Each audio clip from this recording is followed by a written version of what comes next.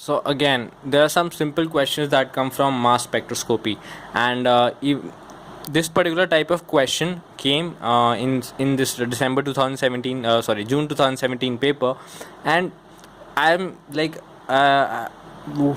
whoever I meet, I try and stress on the fact that it is very important to do questions, previous year questions, because the questions would not be repeated but the pattern would be repeated for sure.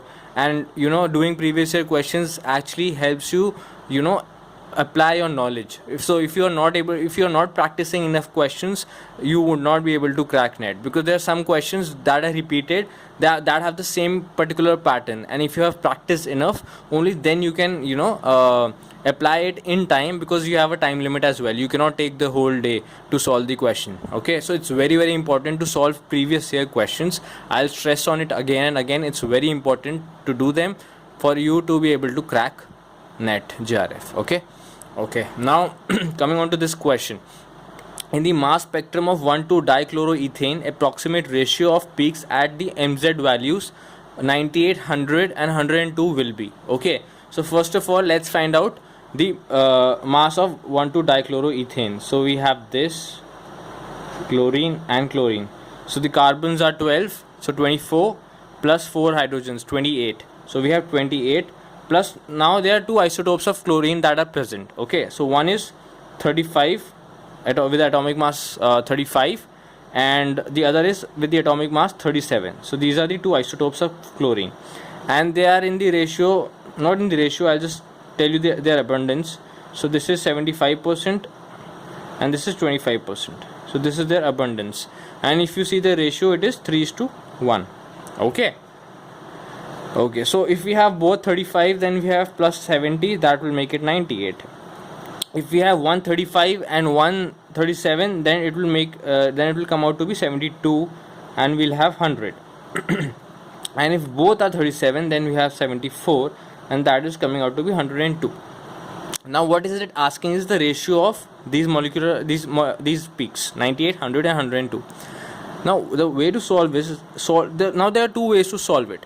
One is the shortcut method and one is the lengthy method. So I'll obviously tell you to go for the shortcut method, but after explaining the shortcut method, I will give you the the complete explanation, so that you know the concept that is getting involved in this question. So first of all, if we have to get 98, okay, so let's do one thing. Like I told you, the ratio is 3:1. Let's say that okay, just a second.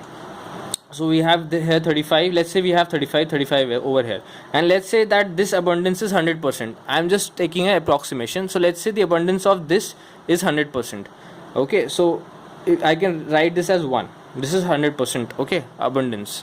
So now what we have is, if we have 35 chlorine over here, and over here also we have 35 chlorine, then we get 98. Okay, so the abundance of 35 chlorine we have taken to be 1, and over here also the abundance is 1. So 1 into 1 equal to 1. So the abundance is 1. Okay, just go with me for the timing. You will understand what I am doing. Okay, now our second bet is that one is 37.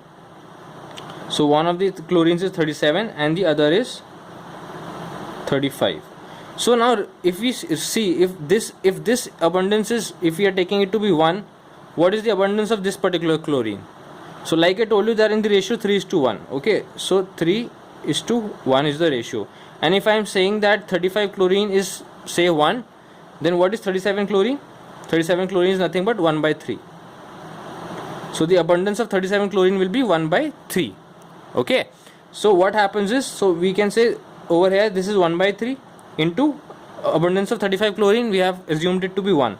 So this becomes 1/3. But what can happen is, we'll do, or either this can exist, or the other molecule that can exist is if this 37 chlorine is over here. So the other kind of molecule that can exist is if we have 35 over here and 37 over here. Now this is different type of molecule. So over here we have one chlorine, this chlorine to be 37 and this to be 35, but over here we have this to be 35 and this to be 37.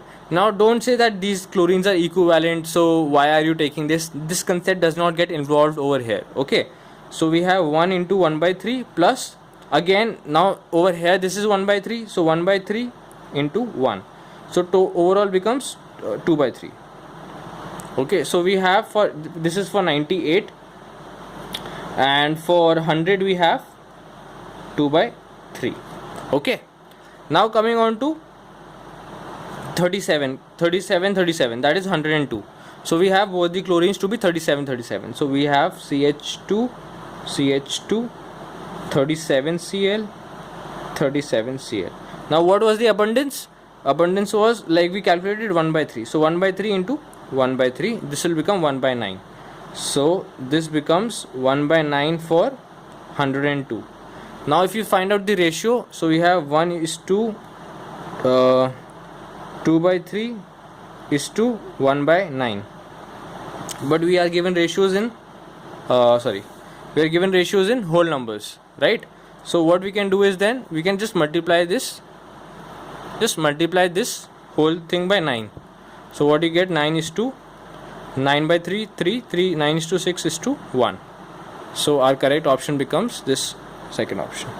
So this is the easy way. You just the one with the highest abundance, you take that to be 1. So like over here I said 35 chlorine 75%, so I took this to be equal to 1 and then calculated the relative values according to the 35 chlorine, and then I just multiplied with a common number to get the ratio. Okay, so this is one of the methods. Now the other method I was talking about is quite lengthy, okay, but just for the sake of it I'll just tell you. So we have CH2 and Cl and Cl. So we say this is 35 and this is 35. So what you do is you said the abundance is 75%. Okay, so 75% means 0.75. Okay, so then what you do is multiply the atomic mass into 0.3 into 0.75. Okay, into again we have 35 chlorine, so 35 into 0.75. so this will be equal for, this will be the probability for 98. Then for 137 and 135 you say 37 into 0.25, since the abundance is 25%, okay, into 35 into 0.75 plus again the same thing, because like I told you, if one is 35 and this is 37, then it could also be this 37 and this 35. So plus again 37 into 0.25 into 35 into 0.75. okay, this is for 100. Then for 102 it will be 37 into 0.25 into 37 into 0.25. this will be for 102. Now you will calculate this, then you will calculate the ratio, and it is a 2 marker, you do not have that much time. So that's why the ratio method, where you take the one with the highest abundance to be equal to 1 and then calculate the relative ratios, that is a much better method. Okay.